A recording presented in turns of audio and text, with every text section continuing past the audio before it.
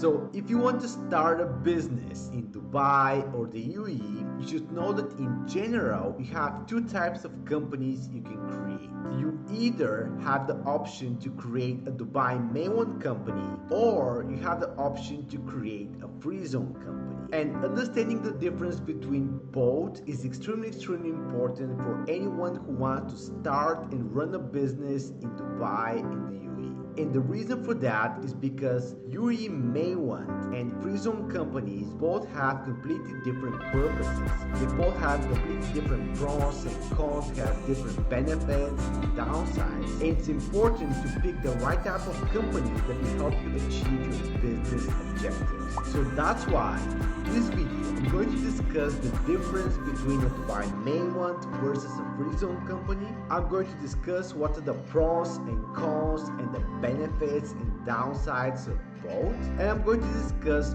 when you should consider registering a Mainland versus a free zone company in Dubai. And you're getting all this information in this video for a total cost of simply liking this video and subscribing to this YouTube channel, which really helps me a lot with being able to make more of these videos for you. And not only that, but if you need any help and assistance with being able to register a company in Dubai, with being able to get visa, residency, with being able to open a bank account, simply feel free to book a call with me by clicking on the link down below, and I would love to help you out. You should know that I'm an authorized partner of IFSA, one of the free zones in Dubai and the UAE, and I'm fully trained and certified to be able to register companies in the free zone and to assist with visas and residency. And with that being said, let's go back to the video and explain everything you need to know about Dubai Mainland and free zone companies. So in order to understand the difference between a Dubai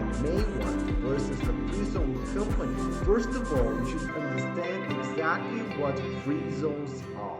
In the UAE, we have this concept of free zones, or also called free trade zones. These are special economic zones that have their own framework of rules and regulations, and they offer special tax, custom duty, import and export benefits to expats and foreign investors. They have been created to make it easy for foreigners to invest and start a business in Dubai and the UAE, and to get special benefits and exemptions that you don't normally get by doing business on mainland. What's specific about free zones is that each free zone has their own set of rules and regulations. So this means that each free zone might have different requirements for starting a business and maintaining your business, as well as different costs involved in that. The second thing about free zones is that they all have a specific geographic location within the UAE that really separates them from the mainland.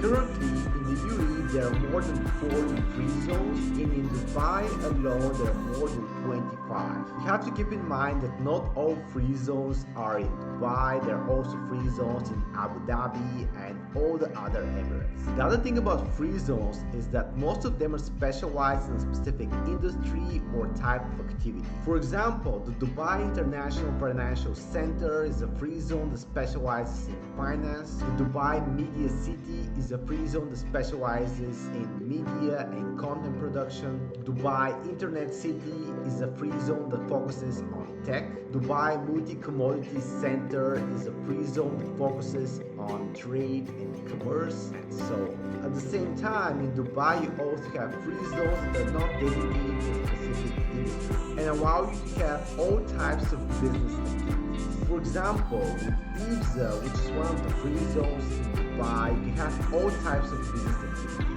You can get a professional license, which is for offering different types of services, consulting, coaching, and so on. You can get a commercial license, which is for trade, commerce, e-commerce, and so on. And you can also have an industrial license, which is for trade, export, and import of raw materials. And you can also combine professional and commercial activities with your trade license. So that way, for example, you have a business, you offer social media marketing as a service, you can also do coaching, consulting, and at the same time, you can have an e-commerce store and you can be trading stocks and crypto. So just to summarize once again, UAE Free zones are basically special economic zones with their own rules of regulations, with their own exceptions and benefits that offer to expats and foreign investors and within certain geographic locations. And now you may ask the question, what is a Mainland then? Mainland is basically everything outside of the free zones in the UAE. And the Dubai Mainland company is nothing more than an onshore company registered under the government authority of the Emirates. So now that you understand this, let's discuss what's the difference between a Dubai Mainland versus a free zone company. The first key difference is when it comes to ownership. Currently, UAE Mainland companies only allow for 49% foreign ownership for selected activities, and they don't allow 100% ownership for all business activities. Actually, in the past, it wasn't possible for a foreigner to own more than 49% of a Dubai Mainland company, no matter the business activity. This means that in order to establish a Dubai Mainland company, you always had to partner with the UAE national who is going to own at least 51% of the company. Recently, this actually changed and now it's possible for foreigners to own 100% of the Dubai Mainland company for some business activities. So right now, 100% foreign ownership is allowed for Dubai Mainland companies involved with professional services. However, for Dubai Mainland companies that have commercial or industrial licenses, 100% foreign ownership is not allowed and you cannot own more than 49%. On the other hand, a Dubai Free Zone company allows for 100% foreign ownership no matter the business activity. That way, as a foreigner, you can establish a Dubai Free Zone company and you can own 100% of the company no matter what type of license you have, no matter if you're having a professional, commercial, or industrial license. The second key difference between a Dubai Mainland versus a Free Zone company is when it comes to taxes. Starting from June 1st, 2023, Dubai Mainland companies will be subject to 9% corporate tax. This will apply to companies earning more than 375,000 dirhams, which is about $102,000. At the same time, Dubai Free Zone companies will continue to be exempt from any corporate tax or personal income tax at least for the next 49 years. So with the Dubai Free Zone company, you continue to have 0% corporate tax, 0% personal income tax, 0% tax on dividends, 0% tax on capital gains, and so on. So that way, with the Dubai Free Zone company, you get to keep 100% of your profit, and if you become a tax resident, you wouldn't need to pay taxes in your home country as well. Another key difference between a Dubai Mainland versus a Free Zone company is when it comes to custom duty tax. So while a Dubai Mainland company has to pay custom duty taxes in all goods imported in the UAE, on the other hand, a Dubai Free Zone company has no custom duty tax. This means that with a Free Zone company, you can freely import and export goods from the UAE without any custom duties. And this is actually an enormous advantage if you have an e-commerce store and you're actually selling internationally. But it could be quite beneficial if you have a service-based business and you're simply purchasing and ordering a lot of products from abroad. The four key difference between a Dubai Mainland versus a Free Zone company is when it comes to where they're allowed to operate. A Dubai Mainland company is allowed to do business in and out of the UAE as well as in the Free Zone. This means that the Dubai Mainland company can sell goods and services abroad and within the UAE without any restrictions. On the other hand, a Dubai Free Zone company is mainly used for selling internationally and within the Free Zone. And Free Zone companies cannot trade directly with the UAE mainland. However, many people assume that Dubai Free Zone companies cannot sell in the UAE mainland, and this is actually not correct. If you have a Dubai Free Zone company and you're offering professional services like, for example, social media marketing, consulting, coaching, and so on, you can actually sell those services to the UAE mainland without restrictions. If you have a Dubai Free Zone company and you have an e-commerce business, actually you can sell products to the mainland via a third party